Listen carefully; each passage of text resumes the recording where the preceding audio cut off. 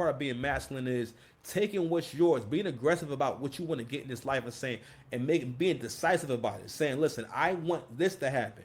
Like just now, right? When I was getting ready to do this show, I was like, like, damn, like I really want my channel to get bigger. Pause. But I'm thinking about what I have to do, and I'm like, you know what? Let me not overthink it. Right? I'm not gonna do too much. And so it dawned on me that I'm like, you know what? I'm making more money right now than I have in a minute. You know what I'm saying? And I'm not making a ton of money, and I need to make about 1,000 more a month. But I'm making more money. I mean, so my money has gone up, and it's continued to go up. When I accumulate, like over like, all right, for 2025, I'll definitely have made like nothing crazy, but I'll definitely have made like 70, like 70, 75. You know what I'm saying? Which is not bad. It's just that, hey, listen, the economy is fucked up, and I got daddy bills. And I have to also support my my other household and pay for things for my son and things like that. And so also have emergencies and things like that. But anyway, my point being is, it wasn't until I decided I decided as a man, I decided what I was gonna do, and I decided that I'm gonna make more money.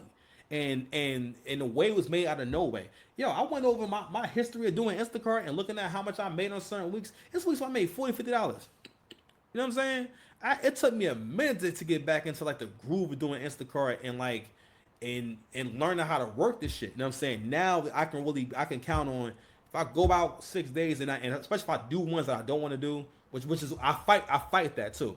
That's another reason I try to find a lot of things to bring me to like getting the most out of it. Anyway, my point being is we're talking about what being masculine is. Okay, but anywho, but this is this common aesthetic, and I wanted to show that dude on screen, before we went to this first slide, and this is a push back in back when Drake first came out. Okay, A new twist to hip hop, like a new level of like sensibility to like, I don't know. It's very what I like about him, I think, is that it's sort of honest. Like it seems really honest. You know what I'm saying? And um, he speaks from like a perspective that like a lot of people won't say and touch on in regards to like women and vulnerability sometimes and so on and so forth. Like it's sort of dope. And that's always good to me because I think true music is always the best. Drake got bars, bro. Yeah, Drake got bars. By the way, Pusha says Drake got bars. Yeah. When Drake makes something that's amazing, we talk about it all the time. When something is amazing. Malice worked with Drake ages ago, and they're just dope. Like what I'm saying, like Drake is dope. He brings a new twist to hip hop, like a new level of like sensibility to like, I don't know. It's very what I like about him, I think, is that it's sort of honest. Like it's. so in that video right here, and one of the reasons why I was saying that Push is being a whole ass nigga is because you can't give someone they flowers and me tell you something. 95% of the attacks on your soul, on you in general, are going to be non-physical. Okay, 95% of communication is probably non-verbal. So many different ways that we communicate without actually speaking to one another and using words. But one of the biggest problems I see with black folks, you know what I'm saying, is that you've had your surgery. We're good to go. a lot of y'all are terrible at comprehension. You are not able to comprehend things and able to see things from a wider view, right? But anyway, let's go back to that real quick. I wanted to also read this. This is actually the caption from Drake, right? And this is the quote I'm talking about when he says, "My first thought when they get to talking out the side of their mouth is never fear or doubt. It's they obviously got an album coming out." So Push actually has done this about 3 times now. So when Push was putting out dates, I think that was Daytona. Was it Daytona? Yeah, I think that's Daytona, the one from 2018. That's when the Story of Adonis came out, right? And listen, he milked that entire run. That nigga was all smiles on the Joe Button couch. You would have thought that. I don't know, man. I always say every time I have a chance to touch on that subject, pause. Story of Adonis is the worst beat choice. A diss track is supposed to get you hype. A diss track is supposed to be like a hot. The prerequisite is a dope beat. You don't choose. No one ever raps to the fucking story of OJ. That's not really a good. It's not a good beat to diss someone on. This is your. It's supposed to be like the kind of track. I always think about Takeover. So even though Takeover is dissing a lot of different people and it's not really a long song because he kind of riffs at different times in the song. But that's one of the best diss songs to me because I can listen to it and enjoy it. And not only that, the bars that count really count. You understand? Even with Drake's back to back was a great. That was a good record. That was a good song, right? And that's what made it really count. It wasn't just him dissing him, and also it wasn't forced. You know what I'm saying? I'm gonna play this shit back to back. You know what I mean? Like, listen, at the time, that shit had so much energy to it, and on top of that, you know, no one thought that Drake was picking on Meek Mill. You know what I mean? People thought it was like it was a fair fight. Actually, people thought Meek Mill was going to beat Drake in that battle, and that shit just didn't go that way. You know, but that niggas gotta realize that Meek Mill is not the same thing as what's going on with Kendrick, and also too, Drake was not in negotiation. I gotta realize that Drake being in this negotiation has a huge impact on how everything is going. So anyway, fast forward to today. Pusha T appears to take jabs at Drake and Birdman on the new Wale collaboration, Damage Control. I mean, I'm getting to a point now, bro. But I don't want to hear no more clips of Pusha T, because the thing is like, yo, real talk. It's like this thing where you can see what's going on, right? And you know that it's not right, but it's hard to even explain to a lot of people around you. Because again, for me, it's a morality thing. Also, and just in general, it's just corny. I just feel like everything he's doing is corny, and it's like being allowed, right? Because it's just like this dark skin privilege shit. But going back to that verse and everything, right? In that comment section, people are talking like Push is saying the illest shit ever. I'm gonna say this one time, bro. Push is a pretty cool rapper. I like Pusha T, right? But Push has never been the top of nothing because he's not a well-rounded artist. He's not really an artist. He's a good one verse nigga. Like he shines on verses. He like the songs he has. I think his songs got better over the years and whatnot. But most of the songs that Push make, they're just not really musical. You know, a lot of it is like the beat is so hot. And this is kind of different, and this is like I can kind of get into, and that's like the appeal. That's like the appeal of his music. But you still have to meet him halfway. Like you can't. Again, you're never going to hear a Push or Clips record be played at any function where it's a lot of people. Not a bowling alley, not a CVS, not at the mall. You're not going to hear that shit at Starbucks. You're not going to hear that shit at a party. Not going to hear that shit at the family reunion. You're not going to hear it nowhere. And I think about that a lot when I make music. Like I understand a lot of stuff that I want to make is going to live in your headphones in the car. As long as I can get you in the headphones in the car, that's where you're going to be at the most of the time anyway. Headphones, car, and people who go to the gym. You know what I mean? That's why I'm looking to catch. Because I want them to feel like this would be a great song to work out to. I can't wait to work out to this song tomorrow. I can't wait to drive or play this in my car tomorrow. Those are the kind of records that we're trying to give you over here at Six Pass TV. You understand? But my main thing is that, yo, me personally, I don't change if I give you your credit, I don't change things up. But going back to the whole attack thing, right? And your personal life, I want you guys to look out for this. I don't want you guys to be falling for this, man. But before we go any further, I have found the good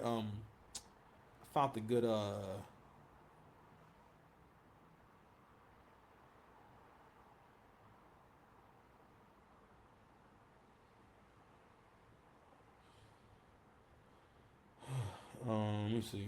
Something to do with him, like a recent interview. Hold on a second. Where is the shit at? Really fun opening Drake crazy and close. People can change their minds. I was trying to find the comment I saw earlier. Where is it going? Bro, these flies, yo. Last few days I have not had as many flies in the house, and I'm like really happy. I don't know what's going on, but it's like not as many flies in here somehow. But you know, whatever. Anywho, I don't see it. Fuck it. Okay. So I had one more clip I wanted to play from Academics real quick. Funny, all of the little rap journalists that be hating on niggas like me, they hit on the popular stuff. They all got paid to dick ride this Clips album. They all got paid. Niggas just talking about, nah, y'all ain't tapped into the Clips album. Nigga, it's 2025, bro. What are you talking about, dog? But y'all niggas is acting like this is like the thing. Have you seen how they talking about that fucking Clips album? Funny. All of the little rap journalists that be hating on niggas like me, they hit on the popular stuff. Right? They all got paid to dick ride this clip. Yeah, so we got all the usual suspects right here. So you can see Peter Rosenberg, you see Ebro, and I'm not really thinking about it. I mean, because now this conversation is coming up more about how much damage Ebro and Pete Rosenberg have done to hip hop. Cause I remember growing up right in the 2010s and being a guy in my 20s. So that was a time when people online and people like Pete Rosenberg, when you saw them interviewing certain people, you just automatically thought this must be really dope, or this must be a really dope artist or someone that I want to get into, right? And I ain't gonna lie, almost each and every time, and I'm gonna go to your boy Anthony Fantano too. Yo, I kind of forgot why I stopped watching his channel. I remember when he gave Watch the Throne a 7.5.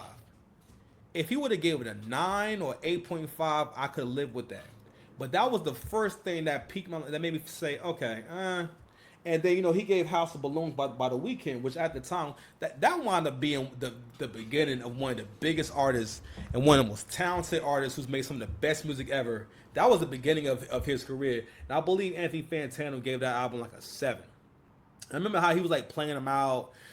And so, and I ain't gonna lie, he actually found, and I didn't understand that he found the angle and made me hear the guy's music totally different. Matter of fact, let me see if I can find that video real quick, y'all.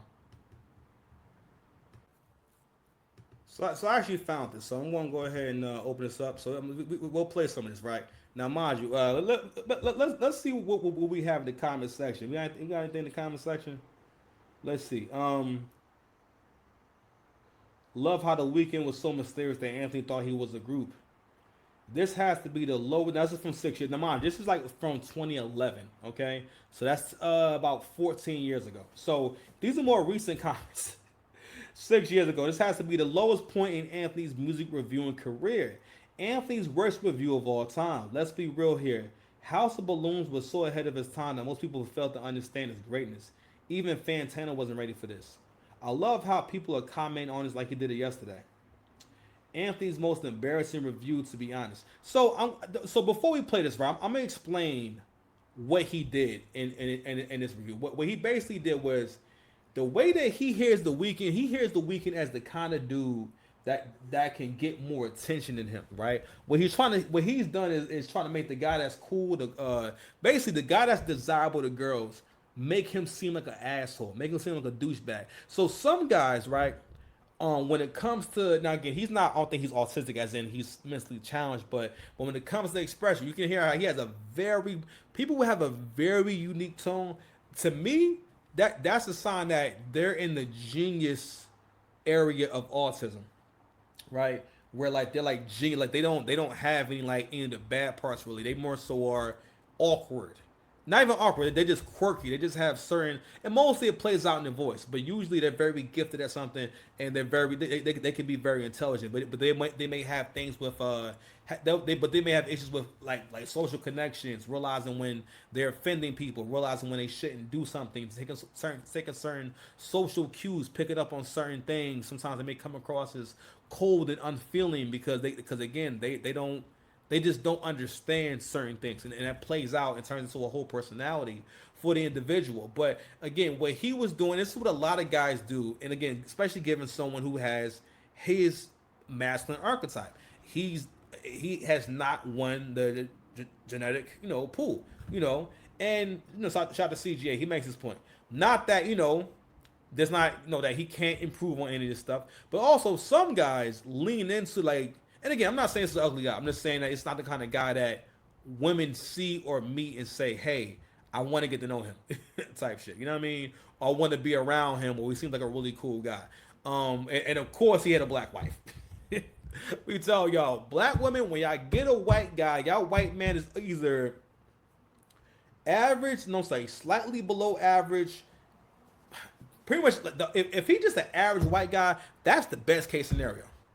Okay, but anyway, but of course he had a black girlfriend, and so now Anthony Fantano is being brought up a lot, and what's happening. The reason why people are going in on Anthony Fantano is dudes like this do not realize when they're being a hoe ass nigga and being a hater. So he's kind of made being a hater his whole career. Another thing he's done is, for the most part, I realize now what he's done. He's created a universe where he wants to make you think music that no one likes is really good, and music that people actually enjoy is whack. So let's go ahead and listen to him explain this album. Hi everyone, Anthony Fantano here, the internet's busiest music nerd. This is the needle drop where we blah blah blah about blah Fair blah use. blah. It's reviewed to time the weekend's House of Balloons. I've been getting a lot of requests for this. These guys are Who are Canadian these R&B niggas? outfit, and Houses is their debut album slash mixtape. It's free, and that and some rave reviews have kind of spread it around the internet like wildfire. And while this is R&B, it's not really an average album in the genre. I would say one of the few things kind of keeping it there are the R&B style vocals. Outside of that, the production is pretty experimental. There's samples of Beach House on here, Susie and the Banshees, a lot of weird cycling noises and hums, also a lot of atmospheric reverbs, bleak percussion, very chilly dark keyboards, but there is a good amount of auto-tune here, which I can't seem to escape from. Auto-tune is everywhere these days. So in a way, this LP kind of my auto-tune fears. Even though I have listened to LPs with auto-tune on Fair use. before, I'm yet to review something that features this much of it. And it's got me wondering, could there possibly be a day where maybe I'm enjoying auto-tune? Friday. Because there are a lot of instances that when I hear it mixed on a record, it kind of sounds like a robot with a nasal decongestive problem. And I get that a little bit here, but the thing is, the vocalist in this group can really, really sing, and very well too. So the auto-tune here is kind of used for effect, or to just accent, or just add another sound, instead of being a safety net. So at the end of the day, I just kind of see auto-tune as a tool. Just depends on who's using it and in what context for me to enjoy it. Now back to this. Believe me, I am all for artists taking the sound and the style of contemporary R&B and reclaiming it and doing something a little more interesting with it.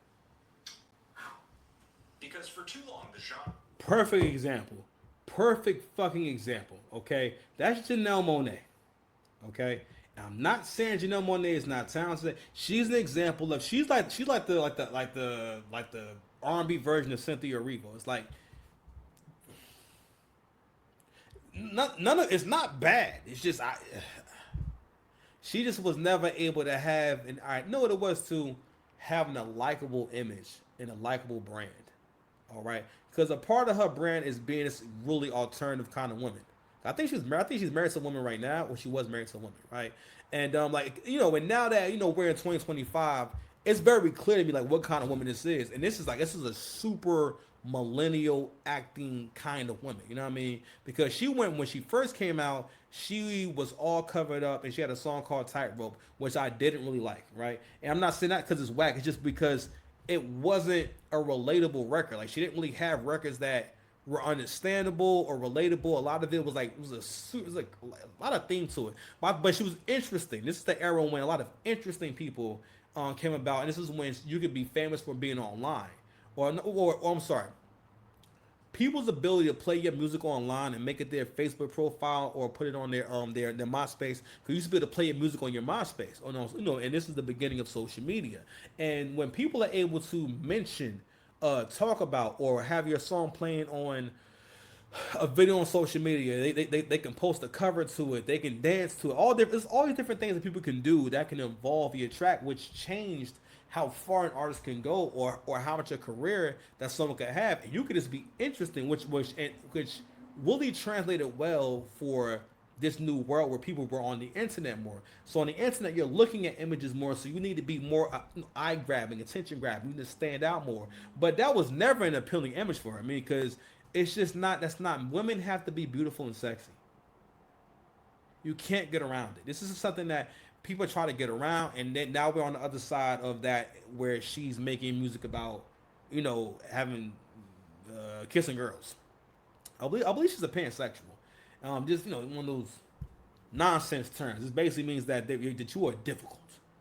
you're a difficult. If someone is anything other than lesbian, homosexual, or straight, or that usually means I'm difficult. I'm very very difficult, very difficult. So um when I would see him rate these albums high, I would go and listen to the albums. My bad, I take my do rag off so I can see the cut. I would go and listen to the albums. I would go and check it out and see what's happening. And I would be like, all right, what am I not getting here? And I would always feel like I don't like this. Like I'm not fucking with this album, or I just can't get into this. I'm thinking like, wow, he's very brutal with how he rates albums. So if he's giving it this score, it must be good. And he also did the same thing for I think I bought Run the Jewels. And again, Killer Mike, you know what I'm saying I like Killer Mike, talented guy. I like the Killer Mike album way better than any Run the Jewels. Like,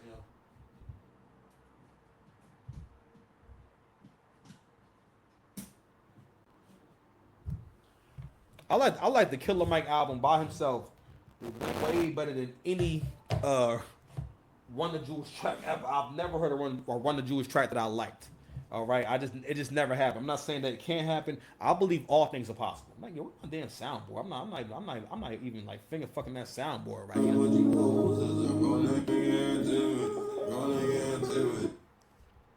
Anywho, also, um, this is another example of the aesthetic of the kind of person who's going to be champion and trying to make you think that the Clips album is the best thing ever. I'm not, you know what it is? What made me not want to hear this shit is how people started acting and what they made it about. So naturally, right, when I see that kind of thing going on, I peep game. I'm not with the sheep mentality. I'm a leader. I'm a natural born leader. I just can't get with that shit. You know what I mean? But I have to speak on it because there's so many of you ugly niggas who was able to get online and create a life for yourself. And again, you became the loser who can change the world. And you made the world think like losers. I'm already about to, my voice is already about to give out. And we're gonna be getting into the Jimmy Swole. So we'll probably go Jimmy Swole. Giving that. I'm so disappointed that you apologize, my nigga. Goodness, you apologize. I'm like, especially as a white guy, I don't apologize to these niggas. You know what I'm saying? I'm like, well, and that's also a good example of, yo, if white folks didn't fuck with you like that, bro, yo, Jimmy Swan gotta apologize to y'all. White folks really be telling that nigga sorry. All y'all gotta do is hear a white person say nigger. And I'm not saying that it's okay, you should do it, but I'm like, I don't know, man. It's just unless like it's a situation where you're talking to me or I see you in a confrontation, your first thing is to go to nigger. Yes, okay, I can see that. And also with the whole recording with Hulk Hogan, I'm not saying that it was okay, but if somebody tell your ass sorry, because when you say sorry, especially black folks, if you can get an apology from a black person, I swear, y'all niggas don't know how rude. That's why I be showing y'all these videos with these K-Dot fans shoplifting and getting busted by the cops. I don't know how much of a problem you guys are. I'm gonna show you a K-Dot fan a little bit too. Don't think I forgot. You understand? Has been saturated with so much commercial radio BS. And The Weeknd does experiment in their own way sonically, like I said, with the production, those weirder, more left field sounds. But it's not like the production is so amazing that it's a saving grace for what I feel is like the Achilles heel of this album, and that is the lyrics. And by lyrics, I don't mean what this album is about.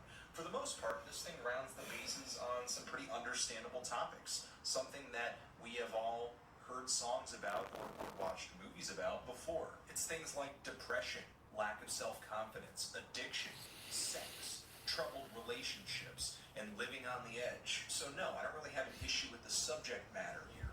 My issue is that I feel like these stories on this album are being told from the perspective of a reality TV show star on MTV. The character on this album would fit nicely into the cast of Jersey Shore.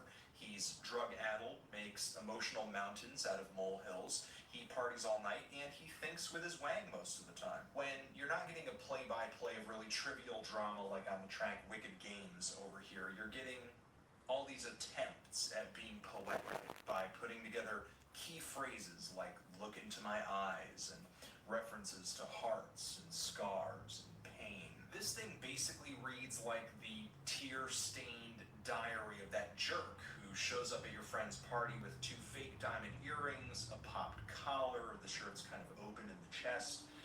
He weighs 90 pounds wet, and he walks around just hitting on everybody's girlfriend. All right, so that either has been him at some point. You got to realize when dudes, man, listen, your punani path, your pussy path, however you go about getting women is going to shape who you are for the rest of your life and the things you do, the clothes you going to wear, how you going to talk. So what this guy could have done, I'm saying, is get in the gym, you know what I mean, work on his study. But again, you got to realize a guy like this probably don't give a fuck about that. You know what I mean? It probably doesn't even occur to him. Not only that, I'm just saying, I can't even. I'm sorry, man. I can't see Anthony Fantano being likable in person. It's a possibility. I'm just saying, someone who talks this way doesn't sound like they have anything positive to say about anything. You know, and I'm just saying, like, listen, a dude like this will dry the women up. I'm saying, yo, all the niggas that would dry a woman up, yo, those be the main niggas online. A lot of y'all ugly niggas be online, really capable for the clips and everything. But don't get me wrong, he didn't make a terrible point. He wasn't necessarily wrong, right? But I remember him. When I first heard that album, I really enjoyed it, and he ruined the album for me at the time when he pointed these things out. But the thing is, here's the thing about this review. And again, not that he's wrong. You're entitled to your opinion, right? But when someone points out all the negative things about something, right, and doesn't give something its credit, it will change your perspective because they're planting a seed in your mind. And I'm gonna lie, it kind of like did ruin the songs for me. And a lot of those songs are songs that are meant to be lived to. Like you're supposed to kind of play that in the background. You know what I'm saying? When you at a kickback or when you cleaning a house or whatever, it's supposed to kind of like let it rock. You know what I mean? They're not all records where like it's the best record in the world, but at the time for what it was really amazing. And because it doesn't. I'm not saying that lyrics don't matter. It's just, I mean, for what it was, what House of Balloons was, that was an amazing project. It was very experimental, and it changed everything. And I remember how emotional it felt to me. It felt so emotional. It felt so, I just felt, I don't know. And that's how music, that's what music is supposed to do. And that's why I have to stand on, like, I'm not saying the clips is whack, but I'm just saying, bro, that's not, you can't live to that music. Like, I'm not gonna think to play that shit nowhere because again, there was a time where like formless music, like the music the clips play or make was acceptable, or like Dipset music was more because again, that was the standard back then. You can get away with that, but when Drake, T-Pain, and Future and Roscoe Dash and Jeezy, all these different people came along, they made songs more efficient. That's why the South always leads and flows because they're able to rap in ways that are efficient, meaning that they're able to rap in ways where you want to hear that song again. It has replay value, you know what I mean? And it's sonically, it just sounds how it's supposed to sound. I mean, it is what it is. They established new and just accept it. The drill and trap flow and the melodic flow, that's always gonna be a part of the foundation. You have to have some of that. You don't have to be singing or nothing like that, but you have to have some rhythm. And the thing about the clips is, fam, like these records even got rhythm to it. You can't again like this is the album with Kambada and Loaded Lux. Now that album will be along the same lines, but I was able to play that shit because now mind you, they don't have no singles on that album. Ain't no singles on that album. Ain't no radio shit on that album. It's just really dope rapping, and they're rapping so dope. I was able to enjoy it and play it mostly because they had energy to it, and they doing different flows. And like Lux is really dancing on this fucking album, bro. You know what I mean? Like Lux, the way he rap now at this point, I can understand how a young nigga might think that he sound not really old school, but you know what I'm saying? But you know, his rap is very very condensed. You know, but anywho, the energy. And that's for anyone out there. We making this music, come with the most energy possible. That's what you need to come with on the recording. Like really, really perform that shit because that's what makes niggas feel the record. It's the performance. That's why when you hear a singer sing, when they really perform that shit, you can really feel what they're saying. Pause. But nobody stops him because it's funny to watch him try. And believe me, the depressing aesthetic of this album is not lost on me. I get it. It's the soundtrack to this dude's downward spiral into drugs, women, and money. It is a sad tale, but the problem is I don't sympathize with this guy because he's acting like a tool. He talks like a tool, he walks like a tool, he has tool-like tendencies and desires. He's being a tool. People like the character on this album exist in real life, and they deserve to have their side of things told too. I'm not going to deny that, even if it is written with the tact and eloquence of a series of drunk texts at 3 a.m. I appreciate the concept here. More artists should take The Weeknd's and even Frank Ocean's lead and screw with R&B. I can't really see myself returning to much on this album. I'm feeling like a strong 3 to a light 4 on this. Is that harsh? Well, I just really have a negative feeling about it. I don't enjoy it.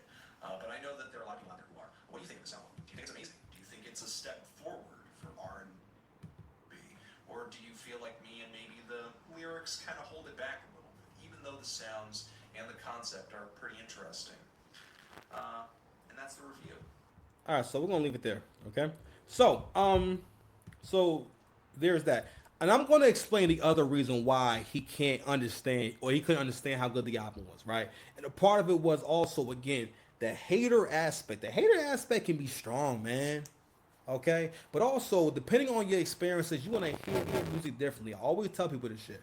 When I was less successful, when I wasn't on my own, before I had gotten to where I was doing my business full time, right? Like I used to like this song by Drake called the 4 a.m. free. I think I'm sorry, the Chicago freestyle with Giveon. First time I heard Giveon, right? And Drake has a bar when he says, me, I go through underground garages. Basically like you go in there with your girls, I'm gonna go through the back door because I don't know who's out there watching. Basically saying like, yo, when you at this level, you can't be moving stupid. You can't be. You have to always be watching now. You gotta always be careful. There's always people who have you on their mind and who are plotting on you. And I'm doing these. I have to take these steps to make sure I can have a safe night and get back to my room safely. All right, and not only that, he's speaking more so to coming to peace with being a target. All men are targets, but the more successful you are, you could become a bigger and bigger target. You become less and less of a human. The more successful you are, the less people think that they have to appreciate you or show you any kind of appreciation or any kind of acknowledgement. And a lot of times, don't ever think that when, especially if it's someone that you give to, don't you ever think that when you give to them and do for them that they don't know that they should be grateful, that they don't know they should say thank you. Most of the time, you're not saying thank you to fuck with you. People, especially the women in your life, the women in your life do a lot of things just to fuck with you, and you cannot play those games. It's going to take some balls. Most of y'all got scared. Y'all niggas will not do monk mode, and that's why you haven't experienced the kind of change you need to experience because you haven't had the time to have the internal change happen. Okay, I can really say, yo, I'm a way more confident everything than I was a few years ago. You know what I mean? And now I'm getting back all the way into to have my diet right and everything. And getting back control of my health the way I need to be. And it's just doing what I gotta do, bro. Right? But anywho, Anthony Fantano also couldn't understand these songs because you don't fuck with pretty girls. You don't be out and about. You're not cool. You're not lit. When it comes to hip hop, right? In hip hop and R&B, there's gonna be certain songs that can be understood by all people, right? But it's like for example, when I was younger, I really didn't get how fire all of Jaheim's songs are. Those songs is fire, bro. I be forgetting to play that shit in the car. You know what I'm saying? Shit, I can't sing the lyrics to all them drawings and whatnot. But in hindsight now, but I wasn't mature enough because I wasn't driving. I wasn't in a relationship. I couldn't really. I understand. I just knew the song was good, and I had a basic understanding at 14, 15 years old. But yo, when I'm in a barbershop, and somebody start playing some Jaheim, I'm like, yo, this shit's roof. This shit's fire. But the thing about Jaheim was a Jersey nigga. That's one. It's always gonna be a strike against you. And two, he wasn't attractive enough. You know what I mean? And this is that time when, yo, if you there was some ugly singers. I'm not saying he ugly, but there was some ugly singers and everything, right? But those guys didn't do that well. You know what I mean? Because that wasn't that kind of era. There wasn't that era where you can promote yourself in different ways. Like, yo, if you're not the most attractive guy, you can't really get the heartthrob status. You got to kind of promote yourself differently. And I think that also I think John, and again, I'm not understanding why this doesn't really happen. But a lot of times artists don't seem to get better, don't seem to make better songs. They have a period in their career where they make some really good stuff, and they mostly can perform songs from that era. A lot of people, like space people I grew up on, they would not be able to like put together like a great album right now that I want to hear and I can enjoy.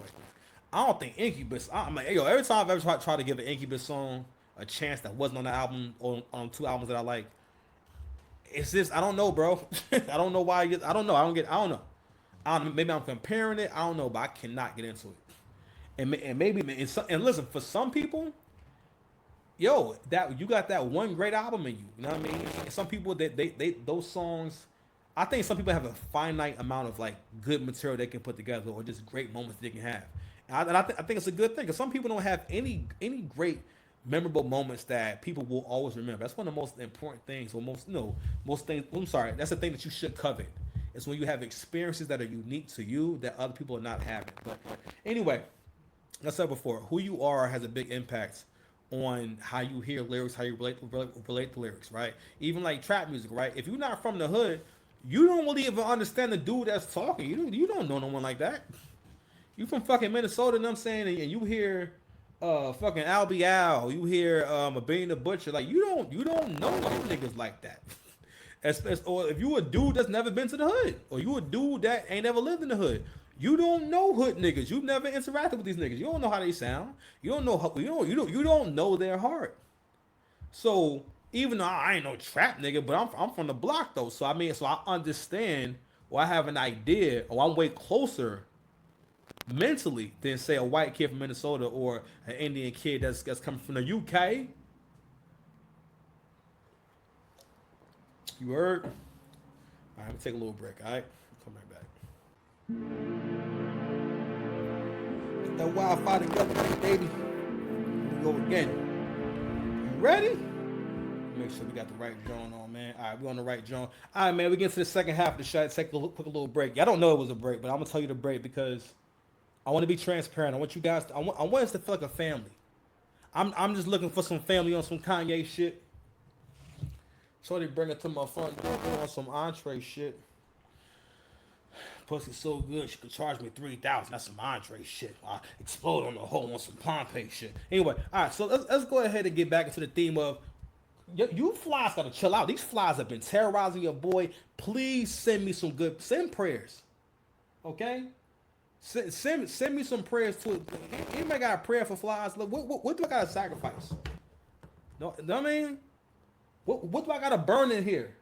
Anywho, so expanding on the subject of when men don't realize you're looking like a whole ass ninja. Okay, so we're moving on back to the LeBron and Drake conundrum. So I want to play a video from academics, and we're gonna go ahead and react to that. Okay, let's go ahead and get